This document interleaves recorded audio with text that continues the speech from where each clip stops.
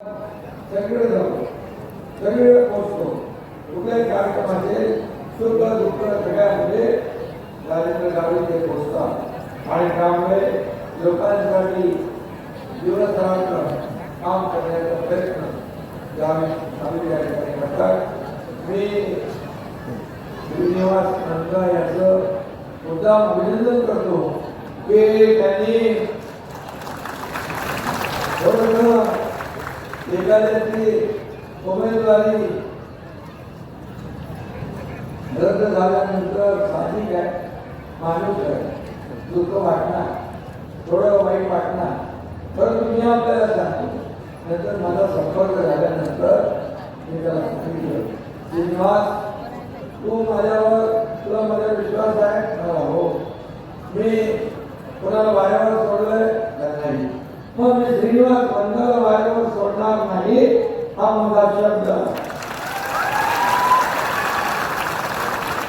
कधी कधी आपल्याला थांबावं लागतं, कधी गणित असतात, परंतु त्याच्यातून काहीतरी चांगलं घडणार आणि म्हणून मी दिलेल्या शब्द पाळणार माणूस. हे आपल्याला माहित आहे, लोकसभेमध्ये काही लोकांना उमेदवारी देऊ शकतो, परंतु त्यांना ताबडतोब विधान परिषदेमध्ये मी मेंबर बनवलं, आमदार बनवलं, हा इतिहास आपल्याला सर्व. आणि त्यामुळे माझा प्रत्येक कार्यकर्ता श्रीनिवास माझ्यासोबत होता. जेव्हा मी उठाव केला त्या श्रीनिवास माझ्या सोबती होता. मला काही विचारलं नाही, कुठे चालले साहेब, काय होणार, कशासाठी चाललं? बिलकुल नाही. त्याच्या घरचा एक कार्यक्रम होता, तो बरोबर ना, तुला काहीतरी घरी कार्यक्रम होता, वाढदिवस होता मुलाचा, पण वाढदिवस त्याची बाजूला ठेवला आणि आपण सरळ याच मार्गाने पुढे गेलो. असा श्रीनिवास आता राजेंद्र गावित यांच्यासाठी या व्यासपीठावर आल्या आणि मी पुन्हा एकदा सांगतो, श्रीनिवासचं चांगलं होईल, कल्याण होईल, त्याला कुठेही गतीला बघण्याची गरज लागणार नाही. खरं म्हणजे लोकांसाठी दिवसरात्र काम करणं हा प्रत्येक शिवसैनिकाचं काम असतं आणि म्हणून पालघरचा विकास हा ध्यास ठेवणारं काम करतो. आणि राजेंद्र गावित यांना आपण बघत आहे, माहितीची मदत मिळणारच आहे, परंतु त्यांचे वैयक्तिक संबंध जे आहेत ते त्यांनी अनेक लोकांशी जपलेले आहेत. राजकारणात पलीकडे जाऊन या ठिकाणी त्यांचे संबंध या पालघरमध्ये आहे आणि मग ते देखील या निवडणुकीमध्ये कामी आल्याशिवाय राहणार नाही. आणि त्यांचा विजयी मताने मोठ्या फरकाने लीडने विजयी झाल्याशिवाय राहणार नाही असा विश्वास या ठिकाणी व्यक्त करतो. बंडाला मागच्या वेळी किती मिळालेला?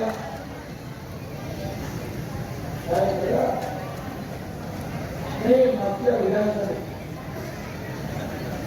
विधानसभेमध्ये श्रीनिवास रंगा यांना मिळालेल्या मताधिक्या पेक्षा नक्की या वेळेच्या निवडणुकीमध्ये राजेंद्र गावित यांना त्यापेक्षा दुप्पट लीड मिळाल्याशिवाय हा विश्वास मी व्यक्त करतो. कारण तुम्ही एवढ्या मोठ्या संख्येने उपस्थित आहात. माझ्या लाडक्या बहिणी इकडे मोठ्या संख्येने आहे. लाडक्या बहिणीच्या खात्यात पैसे आले का? तिथे आपण करावं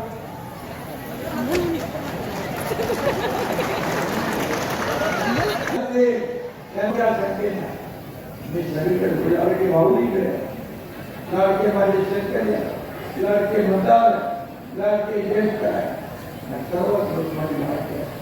आणि लोकांना जसं म्हणजे त्याला मतदान केलं, काय 1,500 रुपये तुमच्या ढील देताय का, विकत घेताय का, लाच देताय का, काय काय म्हणा. माझ्या लाडक्या बहिणींचा अपमान या सावत्र दुष्ट भावांनी केलाय, महाविकास आघाडीच्या लोकांनी केलाय. त्यांना जागा दाखवण्याची संधी तुमच्या हातात 20 तारखेला दाखवणार तुम्ही त्याला किती जागा. आणि म्हणून मी एवढं सांगतो, कोर्टात पण गेले, कोर्टाने त्यांना आरोप लावला, नंतर नागपूरच्या कोर्टात गेले ही योजना बंद पाडण्यासाठी. पण मी तुम्हाला सांगतो, कोणी माहिती लागला तरी लाडकी बहीण योजना बंद पडू देणार नाही. अरे लाडक्या बहिणीचं म्हणता आता आम्ही चौकशी करू, सरकारमध्ये आल्यावर चौकशी करू. लाडकी बहीण योजना, लाडका भाऊ आम्ही काय पॉईंट चालू केलाय, इकडे भरले का फॉर्म आपले बेरोजगारांचे 6,000 रुपये महिन्याला मानधन देण्याचं काम आम्ही चालू केलेलं आहे. आणि म्हणून ताण पडलेलं आहे. 20 तारखेपर्यंत हे चालू राहणार. तुमचा आशीर्वाद आहे, जनतेचा आशीर्वाद.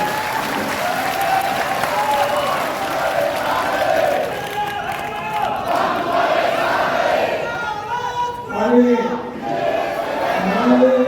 सरकार आल्यावर आम्ही लाडकी बहीण, लाडका भाऊ, लाडका शेतकरी, लाडकी मुलगी या सगळ्यांच्या वयस्करी योजना याची चौकशी लावू आणि म्हणून एक कारवाई करू. जे दोषी आहेत त्यांना जेलमध्ये टाकू. आणि कोणाला धक्के नाही, तुमच्या पोकळ धक्के नाही ऐकण्यासाठी घाबरत नाही.